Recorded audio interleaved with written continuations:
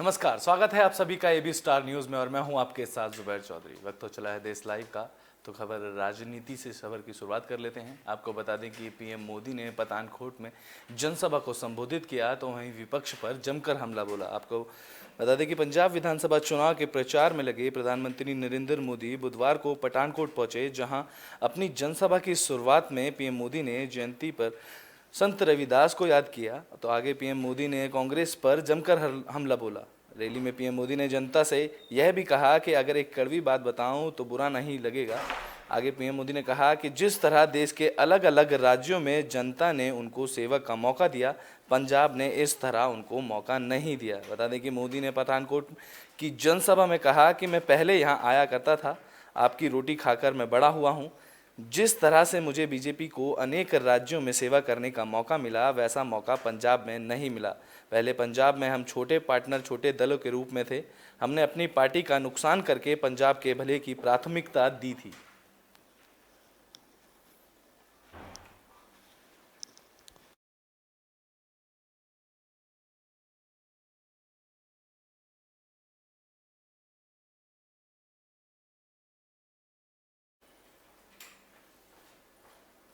Bulletin में बढ़ते हैं अगली खबर की तरफ। आपको बता दें कि कर्नाटक से शुरू हुआ हिजाब विवाद अब गाजियाबाद में भी अपना रूप धारण कर चुका है। आपको बता दें कि गाजियाबाद के खोड़ा में महिलाओं ने हिजाब को लेकर प्रदर्शन किया। पुलिस ने महिलाओं पर लाठीचार्ज किया है। आपको बता दें कि कर्नाटक के हिजाब विवाद के बीच गाजियाबाद का एक वीडियो सोशल मीडिया पर वायरल हो रहा है। बता दें कि वीडियो रविवार का बताया जा रहा है, जिसमें हिजाब पहने हुए महिलाओं पर पुलिस ने लाठीचार्ज किया है। वीडियो में गाजियाबाद के खोड़ा थाना क्षेत्र का बताया जा रहा है। बता दें कि रविवार को महिलाओं ने खोड़ा के इलाके में हिजाब को लेकर प्रदर्शन और नारेबाजी की थी।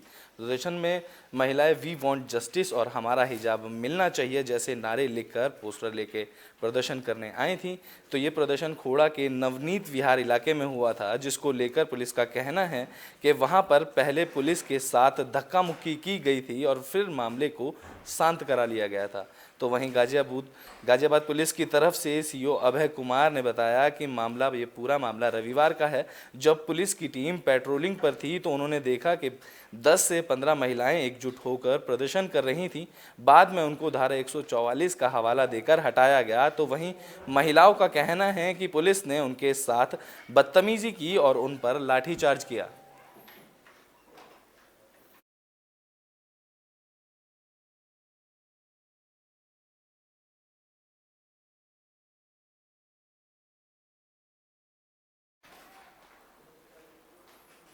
बढ़ते हैं अगली खबर की तरफ। आपको बता दें कि अजीत डोभाल के यहाँ एक शख्स ने घुसपैठ करने की कोशिश की है। तो वहीं राष्ट्रीय सुरक्षा सलाहकार अजीत डोभाल के घर घुसपैठ की कोशिश की गई। बुधवार सुबह एक शख्स ने अजीत डोभाल के घर घुसने की कोशिश की। आपको बता दें कि शख्स का नाम शांतनु रेड्डी है और वो कर्नाटक के बेंगलुरु का रहने वाला है। शांतनु ने नोएडा में एक रेड कलर की एसयूवी किराए पर ली थी। रेड्डी ने जब डोभाल के घर घुसने की कोशिश की तो उसे गेट पर ही दबोच लिया गया। सुरक्षा में सेंध का यह मामला दिल्ली के हाई सिक्योरिटी इलाके का है। आपको बता दें कि एनएसए अजीत डोभाल की सिक्योरिटी भी काफ़ी कड़ी रहती है। डोभाल देश के उन 40 लोगों में शामिल हैं जिन्हें Z+ कैटेगरी की सुरक्षा मिली हुई है।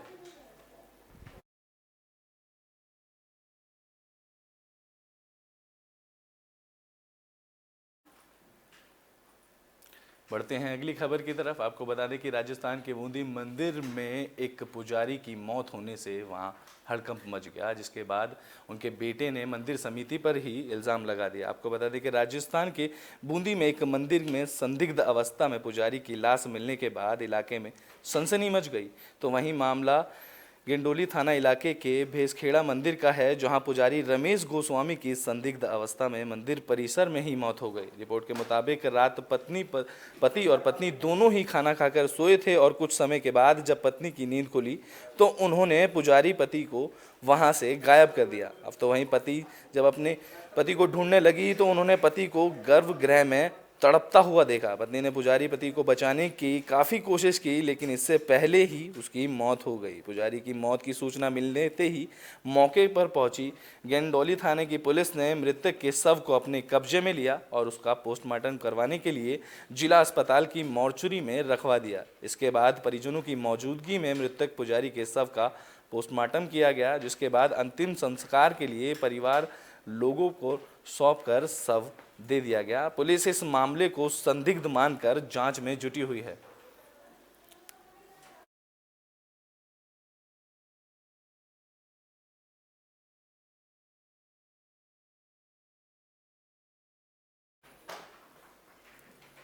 बढ़ते हैं अगली खबर की तरफ। आपको बता दें कि असम के सीएम पर हैदराबाद में एफआईआर की गई है। आपत्तिजनक बयान को लेकर उन पर यह एफआईआर की गई है।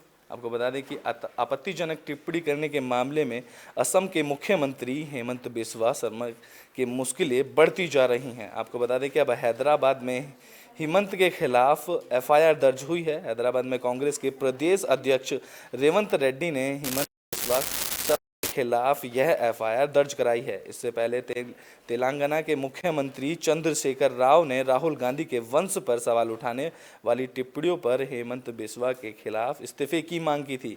आपको बता दें कि असम के मुख्यमंत्री हेमंत ने उत्तराखंड में जनसभा को संबोधित करने के दौरान कांग्रेस और राहुल गांधी को लेकर विवादित बयान दिया था।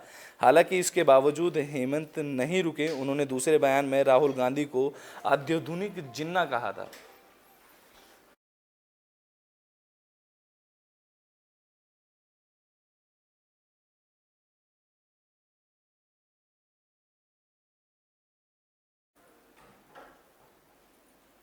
बढ़ते हैं अगली खबर की तरफ। आपको बता दें कि बीजेपी के एमएलए टी राजा के साथ भी आपत्तिजनक बयान को लेकर एफआईआर दर्ज हुई है। तो वहीं उत्तर प्रदेश में 2 चरणों के मतदान पूरे हो चुके हैं। 5 फेज की वोटिंग होना अभी बाकी है। इसी बीच विवादित बयान का क्रम अभी जारी है। हमेशा विवाद बयान को लेकर चर्चा में बने रहने वाले हैदराबाद के भाजपा विधायक टी राजा सिंह को चुनाव आयोग ने नोटिस जारी कर दिया है। बता दें कि उन्हें यह नोटिस उत्तर प्रदेश के वोटर्स को धमकी देने के चलते दिया गया है।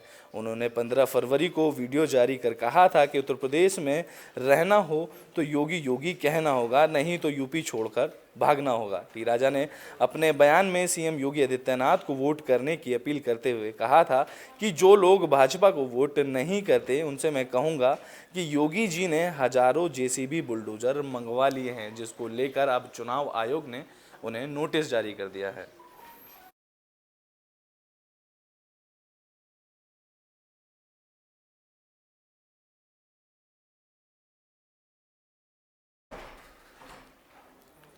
बढ़ते हैं अगली खबर की तरफ। आपको बता दें कि यति नरसिंहानंद को बुधवार को जमानत मिल गई है। आपको बता दें कि धर्म विशेष की महिलाओं पर आपत्तिजनक बयान देने मामले में स्वामी यति नरसिंहानंद को जमानत मिल गई। बुधवार को यति नरसिंहानंद जेल से रिहा हो गए। धर्म संसद में दिए भड़काऊ भाषण के मामले में हरिद्वार के अतिरिक्त जिला और सत्र न्यायाधीश भारत भूषण पांडे ने सीजेएम कोर्ट के आदेश के खिलाफ जमानत की मांग वाली याचिका पर यति नरसिंहानंद को जमानत पर रिहा करने का आदेश दे दिया है। बता दें कि नरसिंहानंद के खिलाफ नगर कोतवाली में एक छात्रा ने मुकदमा दर्ज करवाया था। छात्रा की शिकायत के बाद पुलिस ने 15 दिसंबर को नरसिंहानंद को गिरफ्तार किया था, जिसके बाद उन्हें अब जमानत मिल गई है।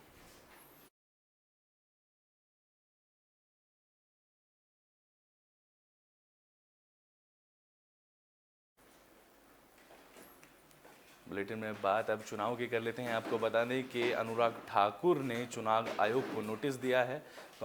सपा कार्यकर्ताओं की तरफ से की गई मारपीट को लेकर उन्होंने चुनाव आयोग को नोटिस जारी किया है। उत्तर प्रदेश में बीजेपी नेताओं पर हमले के बाद बीजेपी ने इसकी शिकायत चुनाव आयोग से की है। आपको बता दें कि केंद्रीय मंत्री अनुराग ठाकुर के नेतृत्व में बुधवार को बीजेपी का प्रतिनिधिमंडल चुनाव आयोग से मिला।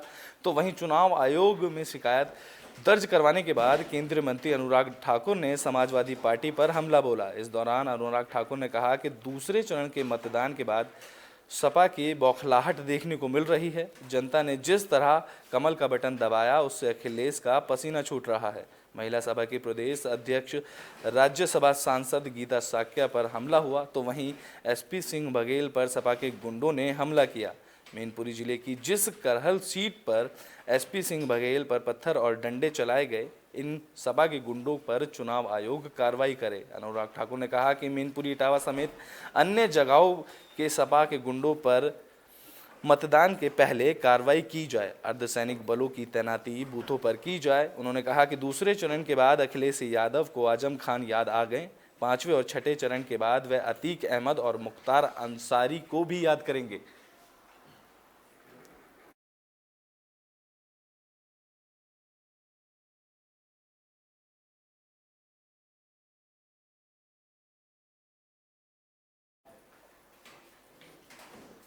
बढ़ते हैं अगली खबर की तरफ। आपको बता दें कि राजस्थान के सीएम अशोक गहलोत ने सोनिया गांधी को 3 बार पत्र लिखकर कोयले की निकासी के लिए कहा है। आपको बता दें कि राजस्थान के मुख्यमंत्री अशोक गहलोत ने छत्तीसगढ़ के सीएम भूपेश बघेल से मदद के लिए सोनिया गांधी को तीसरी बार चिट्ठी लिखी है। आपको बता दें कि अशोक गहलोत ने लिखा है कि अगर सोनिया गांधी ने मामले में हस्तक्षेप नहीं किया तो हालात गंभीर हो सकते हैं। दरअसल मामला कोयला खदान और उसको निकासी से जुड़ा है। तो वहीं गहलोत ने सोनिया गांधी को चिट्ठी लिखकर कहा कि वह इस मामले में हस्तक्षेप करें और छत्तीसगढ़ के मुख्यमंत्री भूपेश बघेल से राजस्थान के कोयला खदानों से कोयला निकालने दे। दरअसल केंद्र सरकार ने राजस्थान को छत्तीसगढ़ में अपनी बिजली घरों के लिए कोयला निकालने के लिए 2 कोयला खदान आवंटित किए हैं, मगर एनवायरमेंट क्लियरेंस नहीं मिल पाने की वजह से वहां पर कोयले की निकासी शुरू नहीं हो पाई, जिसको लेकर उन्होंने सोनिया गांधी को पत्र लिखा है।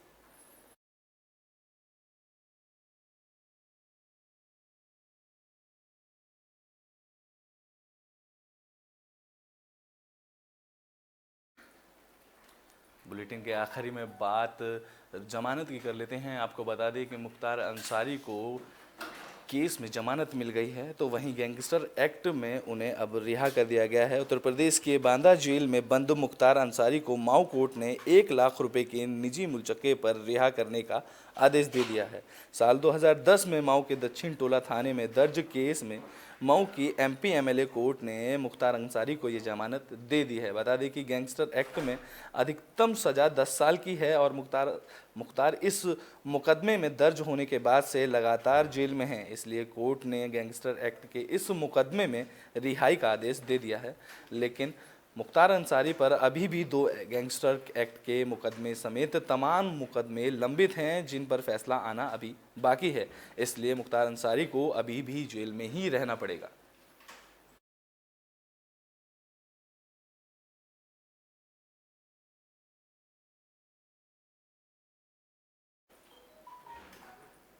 देश लाइव में अभी के लिए बस इतना ही। देश और दुनिया की तमाम खबरों के लिए देखते रहें एबी स्टार न्यूज़।